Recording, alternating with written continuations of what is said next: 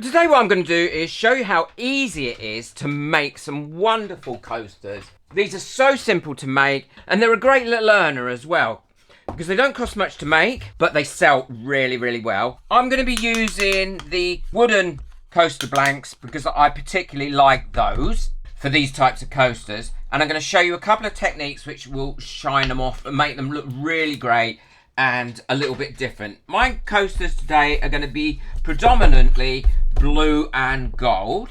So the first thing I'm going to do is, with some acrylic paint, is paint these coaster blanks. Now I'll link these in the description below. They're really, really reasonable to get hold of. I normally buy 50 at a time, and they're very reasonable. I find you get a much better solid colour and finish if you paint the blanks first. And I always go around the edge. Now I'm not going to paint the base because I'm going to finish the bottoms of these off in a different way, which you'll see once I've poured the resin on them. I will paint the edges because often these are cut by laser and they have like the dark edges around them where the laser's burnt through it. And it just helps disguise that. But if you don't want to do that, you don't have to. It doesn't matter if you get a bit on the bottom either, because we're going to be covering that up and really lifting that, giving them that little bit more sense of luxury as well at the end. I might put a second coat on that because the first coat does tend to be drawn into that wood. Well, these are all ready now, and all I need to do is mix my resin up. Before I do that, I want to prop these up onto, and these are yogurt pots, because there might be a little bit of runoff on these. Now, when I'm doing the actual patterning,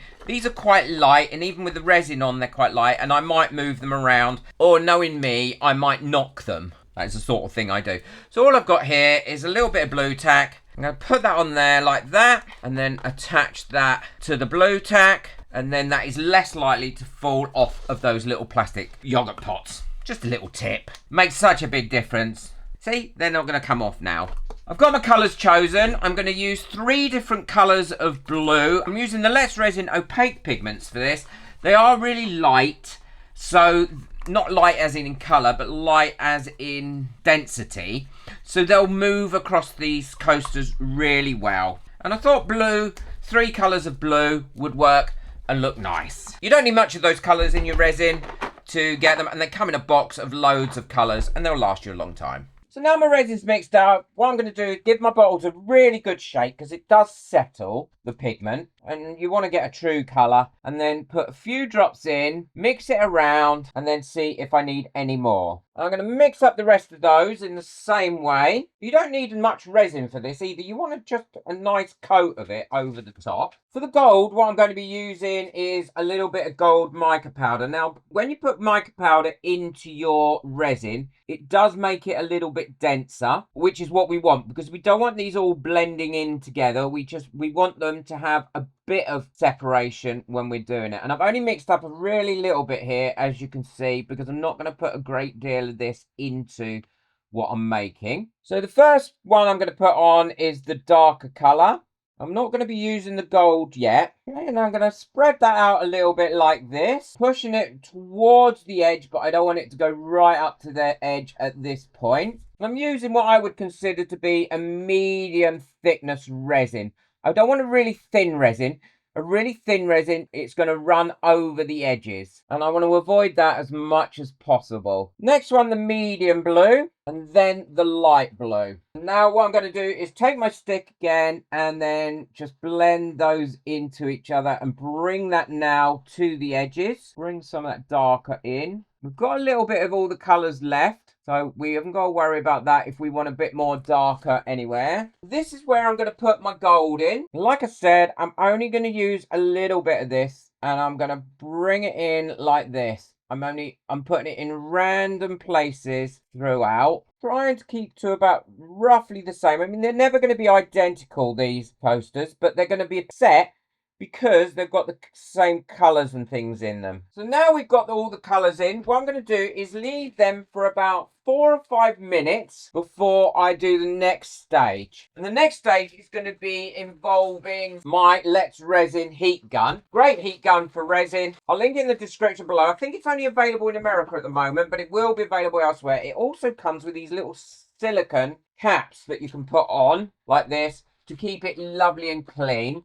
And I'm going to want this particular tool because that is going to concentrate the air when I need it. It has 3 speeds, and now this will get quite hot, and we are going to be heating the resin up, and that's what's going to give it some movement. So I'm now ready to move these around. The reason I let them sit for 5 minutes is because it allows the resin to sink into where it wants to be and to spread out and equally spread out.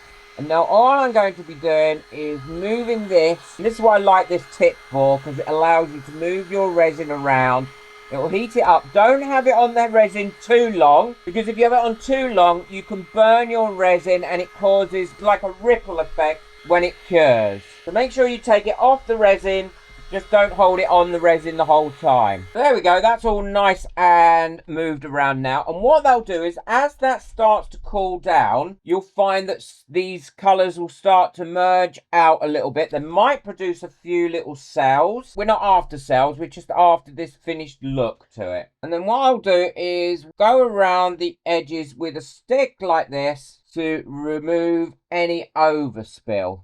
Big thank you to all my members whose names are coming up now. We've got a competition running shortly in the members group. We're going to be giving away some great prizes. And it's such a great group. It's really, really friendly, very supportive. And there's never any drama in it. If you'd like to become a member, then the link for that is in the description below. I'm sure my members will comment how much they enjoy the group. So there we go. I'll come back to that in about 10 more minutes. And then I'll run round the edges again and clean off any excess that has gone round there. Now these bits here, drips or skins or whatever you want to call them, they're going to end up looking really, really pretty. And they're great for using in jewellery. And I'm going to be doing a video on that very soon. So I don't want to waste what I've got in here. So what I'm going to do is just pour that over my silicone mat like this and make some skins. Because you really can make some awesome jewellery out of it. And very unique pieces as well. Not only that, but where your resin is, and when you pull that up, that'll clean your mat lovely as well. So I keep all these in little pots, and then I'll use it to make some jewellery or to fill in elsewhere on different things, and I love it. A big thank you as well to all the people that got me a coffee last month. Every penny from the coffees goes back into the channel. It really is appreciated. If you'd like to buy me a coffee and get your name on my coffee board, then the link for that is in the description as well. I'm just going to run some of this gold in here like I did the other bits, ready as well, and then the rest I'm just going to pour on this mat and let that do its thing. Give it a quick blow. This will also get rid of the bubbles as well. There we go, and we'll leave those to cure up now overnight. I will come back, like I said, do the circle around the edges, and then I'll show you what they look like. These are all cured up now, enough for me to be able to take these off. I've already removed the blue tack, and now I've got my skins, or where it's poured off, and it should just pull off these plastic pots, and then I can keep them in another pot. And look how pretty some of them are. Honestly, they make amazing jewellery. And I reuse these pots. I've been using these ones for a long, long time. So I have a pot here of different skins. This is the one I used when I had extra stuff. I shouldn't have put the stick in it because that was silly. I can cut that out, and I use that. And look how pretty those have come out. Now, these have been curing for about 24 hours. So if you have got any drips on them underneath, you should still be able to take them off like that and get them nice and flat. I did go round them a lot to prevent having any drips on the sides of them. Because if you leave it any longer than that, what you're going to find is these are really difficult to get off. So I said I would show you how I back these, and that really does lift them up, I believe, to the next level and make them, because if you sell something that looks like that on the back, that isn't as nice. You could paint it, but that again isn't as nice as what I'm going to show you now. But look how pretty they've all come out. Now they're not exactly the same, but you can tell that they are a set. So what I use for this is this self-adhesive backing, and it's really good. It's a cork backing. And the easiest way I found to do this is to put one of the coasters on here like this, and then take a pencil with a fairly sharp point and push quite hard on it, and this will give you the outline like that. And then rather than use a knife for this, I like to cut these with a pair of scissors, and I go on the inside of that line because then you get a better fit. It doesn't overhang. And I'll show you also how I present them for sale. Before you use these coasters, you need to let them cure up for at least 3 weeks, because that way you can guarantee your resin has gone fully hard and you're less likely to cause any marks on it when you use hot cups on it. Now, I've used a heat resistant resin on these as well, because that works really well for me. Because at the moment, they are still a little bit soft and they will take the 3 to 4 weeks. I leave them somewhere nice and flat like this on a shelf, and then after 3 to 4 weeks I know that they're ready. All you need to do then is pull this off. So once you get a bit off, you can then pull that off like that. I turn my coaster over and then I line that up, and there we go. We've got a nicely corked backed coaster. How much nicer does that look than that?